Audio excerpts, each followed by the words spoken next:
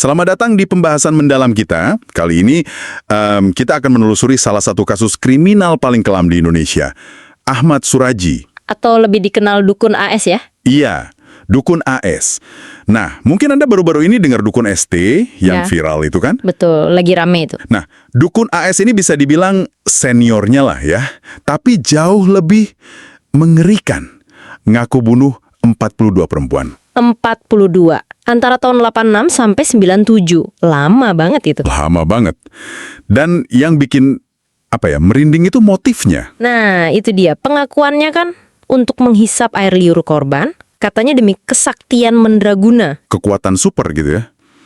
Aduh, susah banget dicerna akal sehat sih. Iya, aneh banget. Coba kita lihat profilnya dikit ya. Iya. Lahir 1949 di Medan. Tinggalnya di desa Sei Semayang. Nah, yang unik juga, istrinya 3. 3. Dan... Enggak beradik. Hah? Serius? Iya. Kakak beradik dijadiin istri semua? Iya. Anaknya 9. Iya. Sehari-hari sih dia peternak sapi biasa. Peternak sapi tapi nyambi jadi dukun. Betul. Katanya ilmunya warisan ayahnya, gitu. Cukup terkenal juga sebagai dukun. Tapi ada catatan kriminal kecil juga kan sebelumnya? Ada. Pernah keluar masuk penjara buat kasus-kasus ringan. Jadi kayak ada 2 sisi gitu ya. Iya, citra ganda ya. Peternak, figur spiritual, tapi ada sisi gelapnya juga. Nah itu dia. Kayak bayang-bayang sebelum yang besar ini keungkap. Oke, nah kita akan coba bedah nih sumber-sumber yang kita punya. Gimana sih aksi brutal yang, 11 tahun loh itu. Kok bisa akhirnya terbongkar? Itu dia pertanyaannya. Terus modusnya gimana? Detailnya itu loh. Iya, modusnya, terus motif ritual anehnya itu. Iya, kita coba gali lebih dalam ya. Biar Anda juga dapat gambaran utuh kasus yang, menggemparkan banget ini. Di ladang tebu ya. Betul, di ladang tebu. Mencurigakan gitu. Terus digali sama warga. Ternyata jasad perempuan muda. Tanpa busana. Sri Kumala Dewi, umur 21. Iya, awalnya sempat dicurigai suaminya ya. Karena katanya sempat cekcok malam sebelumnya ya. Iya, tapi buktinya nggak kuat. Nah, yang bikin gempar lagi, nggak jauh dari situ, Nemuin lagi. liang kubur lain isinya 2 jasad. Astaga, 2 lagi. Terus dicari lagi. dicari intensif. Dan akhirnya totalnya 42 jasad perempuan. Usianya antara 13 sampai 30 tahun. Kebanyakan tinggal tulang belulang ya.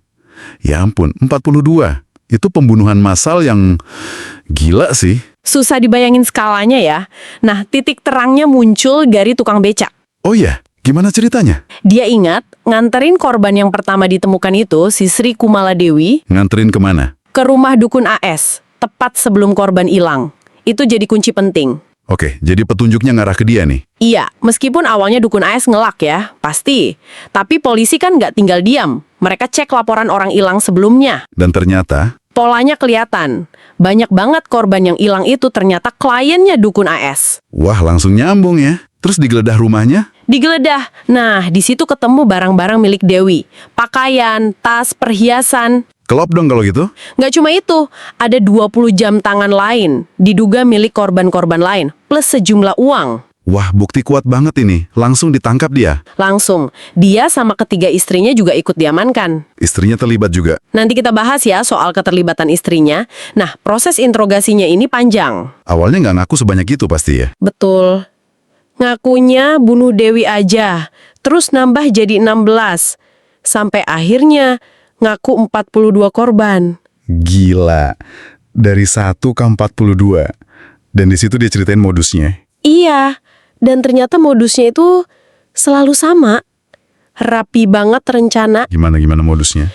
Jadi dia ajak korban yang biasanya kliennya itu ketemu malam hari di perbatasan desa gitu biar sepi. Terus jalan kaki ke ladang tebu itu. Iya, kalau korbannya mulai curiga atau takut, dia bujuk, janjiin ilmu lah, kekayaan lah, atau biar cantik menarik gitu. Ngerayuan maut ya. Sampai di ladang, Di sana udah ada lubang yang digali sebelumnya. udah disiapin. Udah disiapin. Korban terus diikat, terus dibekap sampai meninggal. Ya Tuhan. Setelah meninggal. Ritualnya dimulai. Iya. Setelah dipastikan tewas, kepalanya dimiringkan. Terus, yaitu, air liurnya dihisap.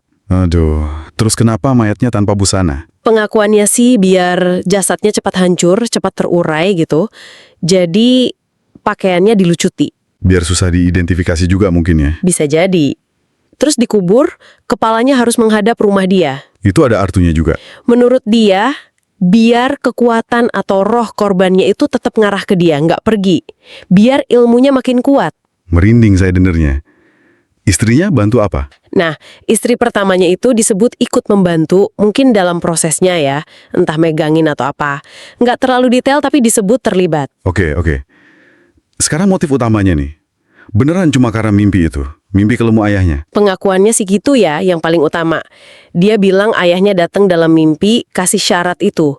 Hisap air liur 70 perempuan muda biar sakti mandraguna. 70. Dia baru 42, berarti targetnya belum tercapai ya? Belum, tapi kan kita juga harus lihat konteks lain ya. Apa ini murni mistis, atau... Ada motif lain. Kayak ngambil barang korban kan dia juga ngelakuin itu. Betul, ada motif ekonomi juga, ngerampas barang korban. Terus pengakuannya soal target 70 korban itu kan, dia bilang kalau nunggu sukarela lama. Jadi dia ambil jalan pintas, bunuh aja kliennya. Iya, itu kan menunjukkan perencanaan yang dingin ya, bukan sekedar dorongan ritual tiba-tiba. Bahkan katanya, kalau lagi sepi pasien, dia sengaja cari PSK buat dijadiin korban. Buat ngejar target berarti ya? Gila sih. Terus soal pelecehan seksual gimana? Kan korbannya perempuan semua, tanpa busana lagi. Dia sih menyangkal ya, katanya nggak ada pelecehan seksual. Tapi ya susah dibuktikan juga, karena kondisi jasadnya kan udah banyak yang rusak. Iya juga. Oke, terus kasusnya masuk pengadilan. Gimana di sana? Nah, uniknya, di pengadilan dia cabut semua pengakuannya di BAP. Bilang kalau dulu itu dipaksa ngaku sama polisi. Loh, berubah lagi keterangannya? Iya, istri pertamanya juga sama, menyangkal terlibat pembunuhan. Ngakunya cuma tahu soal pencurian aja. Tapi kan bukti fisiknya kuat banget ya. Barang-barang korban di rumahnya, kesaksian tukang beca. Kuat banget. Makanya, meskipun mereka menyangkal, hakim nggak percaya. April 1998, vonisnya keluar. Dukun AS kena pasal pembunuhan berencana ya? Betul, pasal 340 KUHP. Hukumannya mati, istri pertamanya dihukum seumur hidup, 2 istri lainnya divonis bebas kalau nggak salah, karena kurang bukti. Dia ngajuin upaya hukum dong pasti, banding, kasasi. Ngajuin semua, banding, kasasi, bahkan gerasi ke presiden. Tapi semuanya ditolak. Jadi hukuman matinya tetap berlaku. Tetap. Dan akhirnya setelah nunggu cukup lama ya, 10 Juli 2008, Dieksekusi. iya, dieksekusi mati oleh regu tembak. Berakhirlah riwayat dukun AS. Sebuah akhir yang ya sesuai dengan perbuatannya mungkin ya. Tapi pelajarannya ini loh, tetap relevan banget buat kita, buat Anda semua. Jelas. Kasus ini kan contoh ekstrim ya, gimana kepercayaan itu bisa disalahgunain banget. Kepercayaan sama figur pinter, dukun, atau bahkan kepercayaan sama mimpi. Betul. Kita harus tetap kritis dan waspada. Apalagi kalau ada orang yang ngaku-ngaku punya kekuatan supranatural, janjiin ini itu yang nggak masuk akal. Penting banget itu. Nah, sebagai penutup nih, mungkin ada pertanyaan yang bisa jadi bahan renungan buat Anda ya. Apa tuh? Gimana sih sebuah yakinan, atau mungkin klaim atas sebuah keyakinan ya, bisa sampai mendorong orang melakukan tindakan se-ekstrim dan sekeji ini? Pertanyaan bagus. Di mana batasnya ya? Antara orang yang mungkin cuma naif percaya, terus orang yang manipulatif banget pakai kedok spiritual, atau memang kondisi psikologisnya udah di luar batas normal, udah masuk ke patologi kriminal mungkin. Nah, itu dia. Di mana garis tipisnya? Mungkin itu yang bisa kita pikirkan bersama ya.